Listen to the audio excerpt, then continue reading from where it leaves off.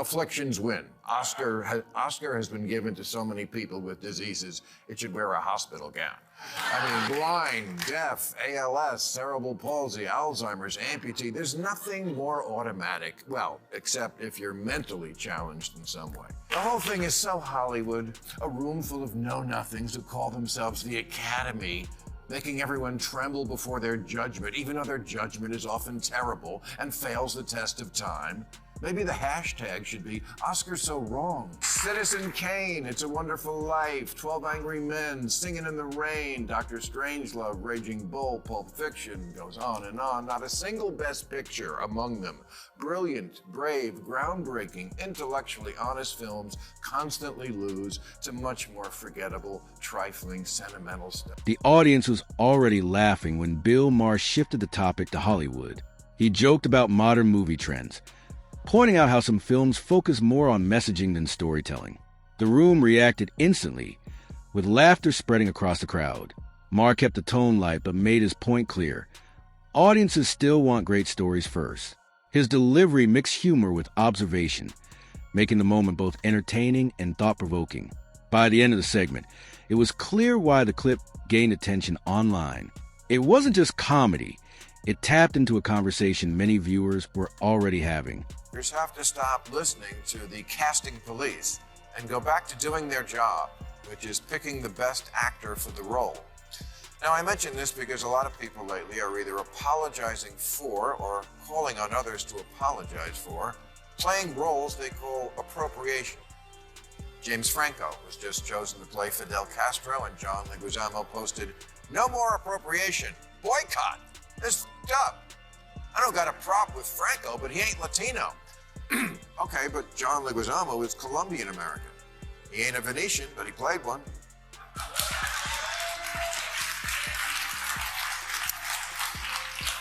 He ain't a French little person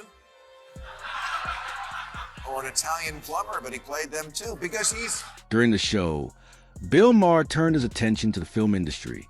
He highlighted how audience expectations have changed and how studios sometimes miss the mark. The jokes came quickly, and the crowd responded with loud laughter. But beneath the humor was a deeper message about storytelling and connection. Maher suggested that movies succeed when they focus on engaging the audience, not just following trends. The segment stood out because it balanced comedy with critique. By the end, viewers were left reflecting on what really makes a film memorable in today's industry. People become actors because they want to spend their life not being who they are.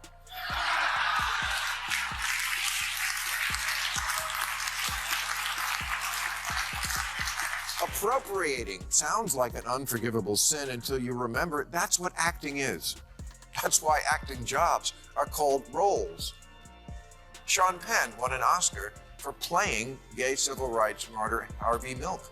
At the time, it was considered a courageous act of solidarity for a straight male movie star to play a homosexual. Now it's the opposite. Eddie Redmayne played a transgender woman in The Danish Girl, but now calls that a mistake because many people don't have a chair at the table. Well, actually, in movies now they do. And what does it have to do with you playing trans? Does it then work the other way? Can trans actors only... The conversation took a comedic turn when Bill Maher began discussing Hollywood. He joked about how certain films try too hard to follow trends instead of focusing on the basics of storytelling. The audience laughed, but also listened closely. Maher's point wasn't just about criticism. It was about what audiences actually want. Strong characters, engaging plots, and genuine entertainment. The moment resonated because it felt relatable. Many viewers have noticed similar patterns. By the end of the segment, it became clear why the clip spread so quickly. It combined humor with a message people recognized. Best acting always about making us feel our common humanity beyond separate identities?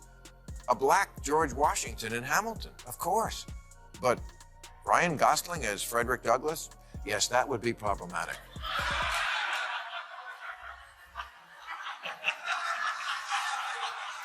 Ditto Shia LaBeouf as Shaft.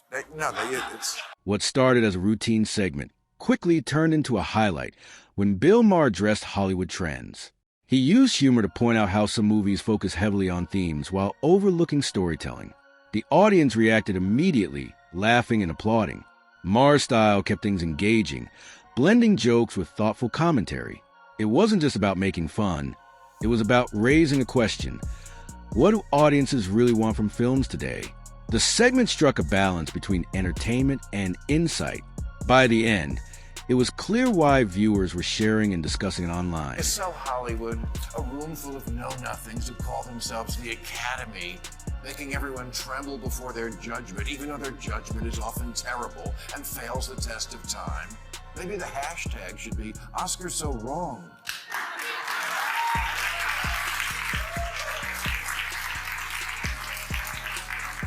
Citizen Kane, It's a Wonderful Life, 12 Angry Men, Singing in the Rain, Dr. Strangelove, Raging Bull, Pulp Fiction, goes on and on. Not a single Best Picture among them. Brilliant, brave, groundbreaking, intellectually honest films constantly lose to much more forgettable, trifling, sentimental stuff. Saving Private Ryan lost to Shakespeare in Love. Sunset Boulevard lost to All About Eve. Glory to Driving Miss Daisy, Gangs of New York to Chicago, Munich lost to Crash, Citizen Kane lost to How Great. Live TV delivered another memorable moment when Bill Maher turned his focus to Hollywood. He humorously questioned how some films are made and what audiences expect from them. The crowd responded with laughter, clearly engaged with the topic. Maher's commentary suggested that storytelling should always come first. While the jokes kept things light, the message was clear. Audiences connect with authenticity. The segment worked because it didn't feel forced. It was natural, entertaining, and relatable. By the end, it had all the elements of a viral moment.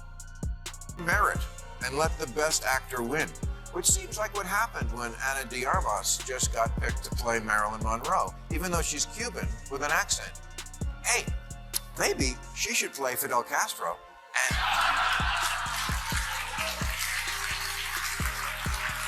And James Franco can play Marilyn Monroe, and then we